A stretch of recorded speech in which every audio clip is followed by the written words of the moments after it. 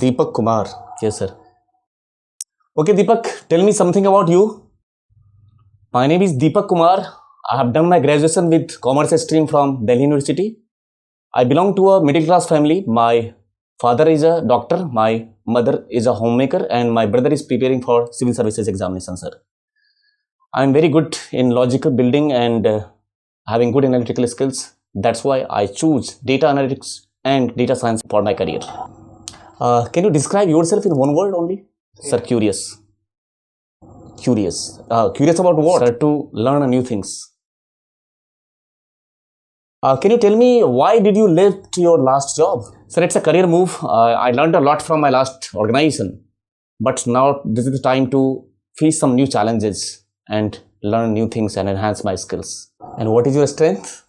Sir, my greatest strength is my ability to focus on my work. I'm not easily distracted. That's why my performance is always high, sir. And your weakness? Sir, sometimes my overconfidence. Overconfidence? Okay. So, can you tell me what is the difference between confidence and overconfidence? Of course, sir. There is a very small difference between confidence and overconfidence. Yes, I can do this work, that is self-confidence. But only I can do this work, Okay. that is called overconfidence.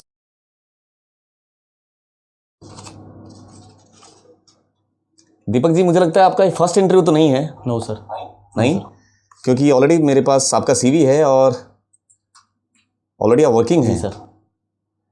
तो थोड़ा सा मुझे आप अपना अगर job profile share कर देते, थोड़ा सा बताइए क्या काम करते हैं वहाँ पे. सर, सबसे पहले तो आप बिल्कुल रिलैक्स होकर बैठिए, ठीक है. आप ऐसा पता नहीं क्यों टेंस दिख रहे हो यार. टेंस कहाँ दिख रहे हो? देखो मैं कितना कैजुअली बैठा हूँ आपके सामने. आप टेंस क्यों दिख रहे हो? आराम से बैठिए, कोई बात नहीं, डिस्कशन करते हैं, ठीक है. चलिए, ठीक है. काम तो आपने रिपोर्टिंग पे भी किया है. अच्छा, ठीक है. मतलब जो बेसिकली आपका रोल है वो रिपोर्टिंग का है, या आपके सीनियर दूसरे जो लोग हैं वो भी आप मतलब उसमें सपोर्ट में करते हैं, या आपका मेन रोल है वहाँ? नहीं सर, मेरा मेन रोल मेरा रिपोर्टिंग का है. उसके साथ दूसरे से भी एसोसिएट हैं हमारे पास, मेरे जूनियर भी एक दो हैं, उनको उनसे भी हेल्प होता है, मुझे मिल जाता है. पर मेरा मेन फ्रंट रोल मेरा ही है. ठीक है, कोई दिक्कत नहीं. ऑलरेडी आप अवेयर हैं हमारे कंपनी के प्रोफाइल से, आपने गो थ्रू किया होगा, तभी शायद आप इंटरव्यू देने के लिए आए हैं.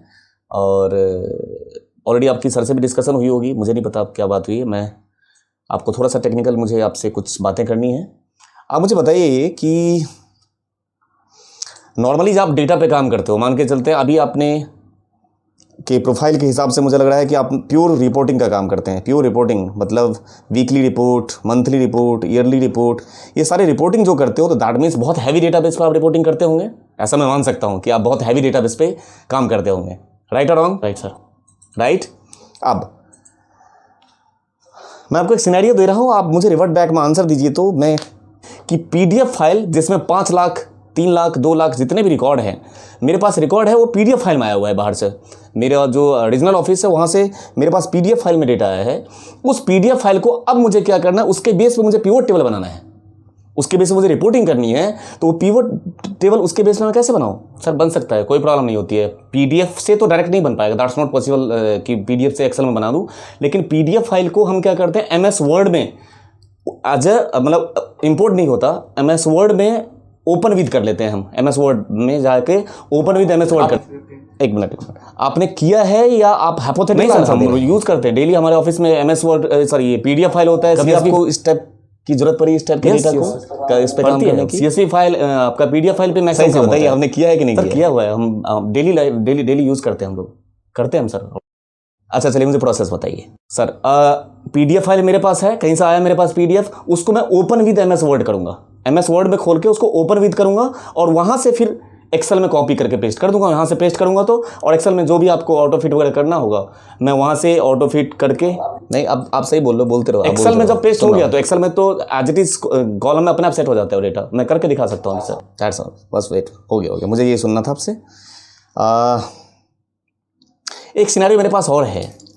दूसरा सिनेरियो मेरे पास ये है कि मान के चलते हैं मेरे पास, अच्छा एक बात बताइए, नॉर्मली जब एक्सेल का सीट आप यूज़ करते हो तो अप्रॉक्स कितने रो होते हैं इस एक्सेल के सीट में, एक सिंगल एक्सेल के सीट में कितने रो होते हैं? 10 लाख 2,000 समथिंग। बिल्कुल सही, 10 लाख अप्रॉक्स, वही 10 लाख के आसपास रो होते हैं। ठीक है, अब आप मुझे बताइए, मेरे पास 5 लाख 7 लाख या 10 लाख रिकॉर्ड है, ठीक, 10 लाख तो छोड़िए, 2 लाख रिकॉर्ड है, 1 लाख रिकॉर्ड है, उस पर कभी मान के चलते मैंने सम इफ का एक फंक्शन लगाया, ठीक, और उस फंक्शन को मैं उस 10 लाख या 5 लाख रिकॉर्ड पे मैं एक जगह फंक्शन सम इफ लगाया, मैं कॉपी करूंगा, क्या होगा प्रोसेस? बहुत प्रॉब्लम है सर कॉपी करने। अगर एक इवन आप तो 2 लाख बहुत ज़्यादा बोल रहे हो सर, अगर 50,000 भी रो होगा और उसमें मैं सम इफ लगाऊंगा तो हैंग हो जाएगा, बहुत देर तक वो ऐसा राउंड राउंड नीचे स्टेटस बार में घूमता रहेगा, वो लोड होने बहुत टाइम लगेगा। दैट्स नॉट पॉसिबल यूजिंग, मतलब सीधे वेट। तो ठीक है, मान लिया आपकी बात। अब मुझे बताइए कि उस डेटा के बेस पे मुझे रिपोर्टिंग करनी है, उसको डेटा के बेस पे मुझे एनालाइज करना है, तो मैं क्या करूं? यहाँ क्या आपके पास ऑप्शन है जिससे मेरा डेटा जो अभी आपने बताया कि वो तो एप्लीकेशन हैंग हो जाएगा, उसका आपके पास कोई उससे बेहतर उपाय है? बिल्कुल सर, जो कभी आपने यूज़ किया हो? सर हम यूज़ करते हैं। एक्चुअल में पिवोट टेबल भी यहाँ पे सक्सेसफुल नहीं है, हम यहाँ पावर पिवोट यूज़ करेंगे। This is what I expect from you. Thank you sir. This is power what I pivot हम यूज़ एक्सपेक्ट। करते इट्स नाइस आंसर। ठीक है। एक्सेल पे तो अक्सर यूज़ करते होंगे, फंक्शन वगैरह की बहुत ज़्यादा ज़रूरत पड़ती होगी, या ऑलरेडी पीछे से सीट आपको जो मिलता है वो उसमें लगा नहीं सर, हम डेली वर्क होती है ना। अच्छा, तो आप मुझे एक बात बताइए, किस सिनेरियो में आपने काउंटिंग बहुत ज़्यादा यूज होता है? अगर हम देखूँ तो काउंट फंक्शन बहुत, हम काउंटिव तो बहुत ही चलाते हैं, ठीक है, किसी भी सिचुएशन में। अब मुझे बताइए, काउंट में और काउंट ए में कभी फ़र्क आपको लगा है? क्या फ़र्क है काउंट और काउंट ए में? मैं एक्सेल की बात कर रहा हूँ, थोड़ा सा एक्सेल के 2 फंक्शन जान लेता हूँ आपसे। सर सिंपल है, क्या आपने यूज़ किया है काउंट और काउंट ए? फ़र्क बताइए दीपक साहब। काउंट और काउंट बहुत मेजर फ़र्क है। Count it counts the number only, किसी रेंज में नंबर को काउंट करना है तो काउंट, और count A non blank cell को काउंट करता है। ठीक है, नॉन ब्लैंक सेल को। अच्छा, अच्छा, एक और मेरे पास सिनेरियो है। एक सिनेरियो मेरे पास ये है कि अगर मान के चलते हैं दीपक, मेरे पास एक डेटा सेट है जिसमें मेरे पास नाम है और उसके साथ अटैच्ड है उसका मोबाइल नंबर, या कोई भी सीरीज है, मान के चलते आईडी है उसके साथ वो अटैच्ड है, मतलब उसमें कोई भी डेलीमीटर नहीं लगा हुआ है, कॉमा बैक्स कॉमा स्लैश कुछ भी, बैक स्लैश कुछ भी लगा हुआ नहीं है। ऐसे सिचुएशन में मुझे उसमें से सिर्फ उसका नाम या जो भी उसके साथ टेक्स्ट जो चीज़ें हैं सिर्फ वो एक्सट्रैक्ट करके लेके आना है विदाउट डेलीमीटर। फिर से यूज़ कर रहा हूँ मैं, बिना डेलीमीटर के है, और मोबाइल नंबर फिक्स नहीं है, मतलब किसी में आईडी है तो 10 डिजिट का है, किसी में 5 डिजिट का है। ऐसे सिनेरियो में आप उसमें से टेक्स्ट को कैसे एक्सट्रैक्ट करके लेके आते हो? सर ले आता हूँ, सब्स्टिट्यूट आती है जब डेटा को हम, आपने देखा होगा अगर आप यूज़ करते होंगे, अगर आपके पास बैकएंड से आता होगा, आपके पास डेटा, आपके ऑफिस में भी बैकएंड से बहुत सारा डेटा आता है, तो हमारे पास CSV फाइल आता है, उस CSV फाइल में हम लोग इसी टाइप के डेटा आते हैं, उसमें हम लोग क्या करते हैं? उस सिनेरियो में थोड़ा सा समझाइए तो, क्या कैसे करेंगे इस डेटा को आप लेके आएंगे कैसे? सर 2 ऑप्शन है, मैं दोनों तरीके से करता हूँ यूज। मैं VBA भी यूज़ करता हूँ, मैं अपना खुद का सिर्फ कस्टम फंक्शन बना लेता हूँ, या मैं सब्स्टिट्यूट, अगर मैं यहाँ पे एक्सेल में बात करूँ तो मैं सब्स्टिट्यूट से कर दूंगा। सब्स्टिट्यूट, ठीक है, सब्स्टिट्यूट फंक्शन हो गया है सर, 0 to 9 नंबर के का पता है आपको? ठीक है, कर दूंगा सर, मैं दोनों ऑप्शन है मेरे पास। ठीक है। अच्छा, एक काम करते, चलिए छोड़िए इसको रहने देते हैं, एक काम करते हैं, कुछ क्वेश्चंस मैं आपको दे देता हूँ, ठीक है, और जो विषय मुझे, जो बेसिक मुझे आइडिया लेना था आपसे वो मैं ले चुका हूँ। आपको मैं कुछ क्वेश्चन सेट दे देता हूँ और उस क्वेश्चन को आप मुझे प्रैक्टिकली यहाँ पर मशीन पर मुझे करके दिखाइए तो ज़रा, ठीक है। मैं आपको ये क्वेश्चन दे रहा हूँ, लेकिन आप इसको एक चीज़ मैं पहले बता दे रहा हूँ कि आप जो ये क्वेश्चन सेट करोगे वो मुझे एक क्वेश्चन, मैं टोटल 5 क्वेश्चन का सेट दे रहा हूँ आपको, मशीन राउंड का क्वेश्चन है, उस हर एक क्वेश्चन को आप पहले साथ के साथ अटेम्प्ट भी करोगे और साथ के साथ याद रखिएगा, साथ के साथ आपको एक्सप्लेन करना है। ये नहीं कि रटा हुआ बस आपने लगा दिया फंक्शन, नहीं, आपको साथ के साथ एक्सप्लेन करना है, जिससे आई केम टू नो कि आपको उस चीज़ों का डेप्थ पता है। इतनी बात आपको क्लियर हो? ठीक है, ठीक है। तो अब आप मिलते हैं सिस्टम पर, आइए तो ज़रा आ जाइए। सर जैसे आपने इंस्ट्रक्शन दिया है मैं उसी को फॉलो कर रहा हूँ। आपने मुझे इंस्ट्रक्ट किया है कि मुझे एक क्वेश्चन करना है और साथ के साथ एक्सप्लेन करते जाना है, जिससे that means you came to know कि मैं इसको कैसे कर रहा हूँ। तो मैं उसी इंस्ट्रक्शन को फॉलो कर रहा हूं सर। मैं एक एक क्वेश्चन करता जा रहा हूं और साथ के साथ मैं जैसे कर रहा हूं, मेरे माइंड में जो चल रहा है मैं उसको एक्सप्लेन करता जा रहा हूं sir. Okay, shall I start now? Okay sir, thank you.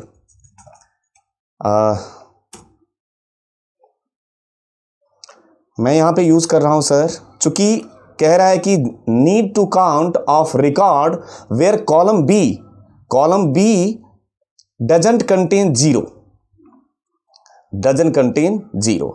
ठीक है, तो यहां तो काउंट हमें करना है, लेकिन काउंट मैं करूंगा कब? यहां पे हमें काउंट करना है कि जिस के लास्ट में जीरो नहीं है, इस कंट्री कोड में से जिस के लास्ट में जीरो नहीं है उसको काउंट करके लेके आना है यहां पे। तो मुझे पहले ये निकालना पड़ेगा कि किस किस के लास्ट में कंट्री कोड में जीरो नहीं है ना। Need to count of records where column B doesn't contain zero in C4। Okay, count करने से पहले मैं सर एक काम कर देता हूं, यहां पे मैं चला दे रहा हूं इफ।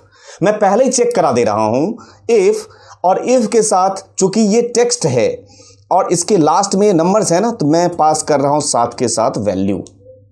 राइट पास करने से पहले मैंने वैल्यू उसको कंसीडर कर लिया, वैल्यू बना दिया, और अब पास किया मैंने राइट से उठाया मैंने ये टेक्स्ट, ये रहा text, comma number of character में मैं ले लेता हूं 1, तो राइट से कितना पिक करेगा? 1 कैरेक्टर पिक कर लेगा।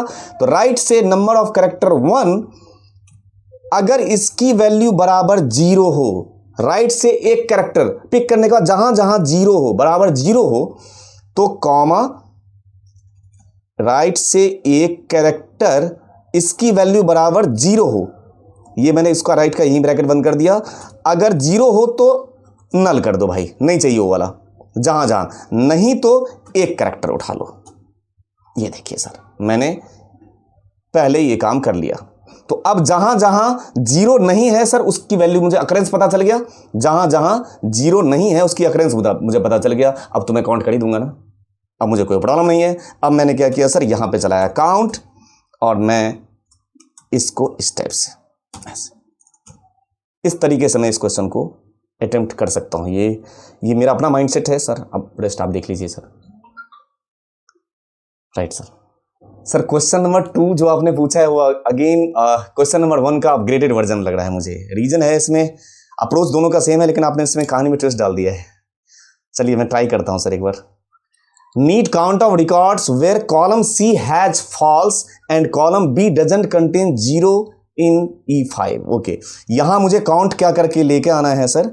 यहां मुझे काउंट करके लेके आना है उस रिकॉर्ड को वेयर कॉलम सी, इसके अंदर जहां जहां फॉल्स है, और कॉलम बी में डजंट कंटेन जीरो। अब जब आपने सर इसमें ऐड कर दिया, ऐड इसमें ये कर दिया कि मुझे फिर से अगेन सर मुझे वही निकालना पड़ेगा जो मैं यहां ऑलरेडी एक बार कर चुका हूं। कोई नहीं sir, let's try. Doesn't contain zero, तो पहले वही वाला काम कर देते हैं सर। ये तो मैं जल्दी जल्दी खत्म कर देता हूं इसको। इक्वल टू इफ के अंदर वैल्यू बना दूंगा सर, वैल्यू बना के राइट से निकाल लिया, राइट से मैंने टेक्स्ट पास कर दिया, ये कॉमा नंबर ऑफ कैरेक्टर मांग रहा है तो मैंने पास किया 1, और इसकी वैल्यू सर 0 अगर है तो नल, नहीं तो 1 कैरेक्टर उठा लीजिए। ये काम सेम वही वाला, क्योंकि मुझे उसके बेस पे निकालना है, और यहाँ पे मैंने काउंट वही वाला चला दिया। ये सेम कहानी, इसमें कोई प्रॉब्लम नहीं है। अब यहाँ पे सर मैं क्या करूँगा, यहाँ पे मैं एंड से 2 कंडीशन को चेक करा लूँगा। कैसे? इक्वल टू एंड इफ के साथ, इफ, और इफ के साथ मैंने पास किया एंड, यदि इस सेल की वैल्यू बराबर फॉल्स है, ये एक कंडीशन चेक करा दिया जो सर आपने पूछा है, और अगेन कॉमा अगर इस सेल की वैल्यू बराबर 1 है। सेम क्वेश्चन हो गया सामने मेरे पास कि उस सेल के बराबर फॉल्स है और इस सेल के बराबर सर 1 है, तो मुझे क्या करना चाहिए? अगर है तो 1, नहीं तो नल, ऐसे। इक्वल टू काउंट, ये रहा काउंट, ये सर मेरा काम हो गया। देखिए मैंने sir again I am going to explain, मैंने इफ चलाया, आपने सर पूछा हुआ है कि यहां पे मुझे चेक कराना था जिसके कॉलम सी में फॉल्स लिखा हुआ हो, तो कॉलम सी में फॉल्स लिखा हुआ हो, और कॉलम बी एक्चुअली कहने को कॉलम बी है, तो कॉलम बी का जो लास्ट वैल्यू जिसमें जीरो नहीं हो तो मैंने यहाँ चेक करा लिया ना, इसलिए मैंने इस D5 को पिक किया है। कॉलम बी में नहीं तो मुझे कॉलम बी के बेस पे फिर से वही वाला काम यहाँ अंदर लगाना पड़ता। तो मैंने यहाँ पे पहले वो निकाल लिया और D5 की वैल्यू कर दिया जहाँ जहाँ 1 है, ये रहा जहाँ जहाँ 1 है, अकरेंस 1 है तो एक इधर से 1, ये रहा तो 1 कैरेक्टर, नहीं तो नल। अगर है तो एक कैरेक्टर दिखा दो और नहीं तो नल। तो जहां जहां उसे मिला वहां से उठा लिया 1, वहां उसके अकरेंस बता दिया उसने, नहीं है तो नल कर दिया और उसको उठा के मैंने काउंट कर दिया सर। इस तरीके से मैंने इस क्वेश्चन को अटेम्प्ट किया है sir thank you. Need to remove alphabet from last using formula. Sir ये क्वेश्चन तो बहुत आसान है, इसमें तो सिंपल ट्रिक डाल रखा है सर आपने। अब इसमें मैनिपुलेट कर देंगे तो फिर वो उसके लिए मैं फिर मुझे दूसरा एफर्ट लगाना होगा। जैसे क्वेश्चन है अगर मैं अभी पास करूं तो इक्वल टू में पास करूंगा लेफ्ट और यहां पे मैंने ले लिया text comma number of character में मैंने पास कर दिया लेंथ, टेक्स्ट का लेंथ और -1 कर दूं तो एक ही तो हर एक में कैरेक्टर है ये क्वेश्चन सर। अब इसमें चेंज कर देंगे आप तो फिर वो उसके लिए फिर मैं दूसरा ऑप्शन है, अदरवाइज जैसा फॉर्मेट है उसके अकॉर्डिंग ये ठीक है।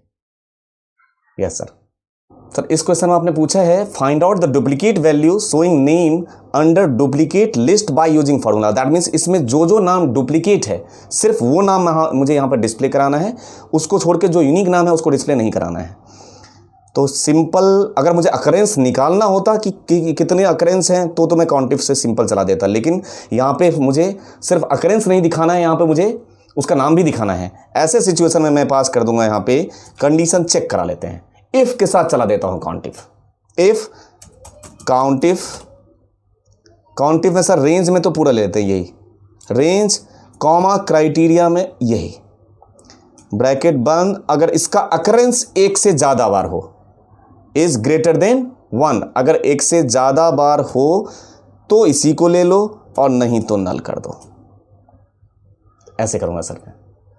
अगर इफ के अंदर ही चला दिया मैंने काउंटिव, वहीं को वहीं चेक कर लेगा कि उसकी अकरेंस क्या 1 से ज़्यादा बार है। अगर 1 से ज़्यादा बार है जहां जहां तो C6 की वैल्यू पिक कर लेगा सर, और अगर जहां नहीं है तो नल कर देगा। ये क्वेश्चन मैंने इस तरीके से करता हूं। सही है सर, सही है आरती आहूजा, बिल्कुल सही है sir, right sir. Use data validation on cell I7 to changing list based on G7। यहाँ पे चेंज हो तो इस पे चेंज होगा है, ठीक है sir, let's try. Select area में पहले जो ये कैटेगरी है उसका मैं यहाँ पे ड्रॉप डाउन बना देता हूँ। ड्रॉप डाउन बनाने के लिए डेटा में जाऊँगा और यहाँ से सर डेटा वैलिडेशन में जाके मैं यहाँ से एक लिस्ट बना देता हूँ। किस चीज़ का लिस्ट बना लिया, यहाँ से मैंने जोन का लिस्ट बना लिया, ठीक है। इसका सर मैंने लिस्ट बना दिया, यहाँ पे तो जोन आ गया। अब मैं नॉर्थ सेलेक्ट करूँ तो नॉर्थ का एरिया हेड कौन है, ये है। अच्छा ठीक है सर, यहाँ बार बार रेंज पिक करूँगा तो प्रॉब्लम होगा, तो मैं नेमिंग रेंज एक साथ ले लेता हूँ तो उससे आसान हो जाएगा। बस 2 मिनट टाइम लगेगा लेकिन मैं कर दूँगा जल्दी जल्दी सर, 1 मिनट। मैं इस 4 लोग हैं ना, इसका नाम दे देता हूँ नॉर्थ, इससे आसान हो जाएगा। चाहे मैं इसका नाम दे देता हूँ सर साउथ, ये रहा साउथ, ये दे देता हूँ ईस्ट, इससे फॉर्मूला लगाना आसान हो जाएगा, ईस्ट और ये वेस्ट।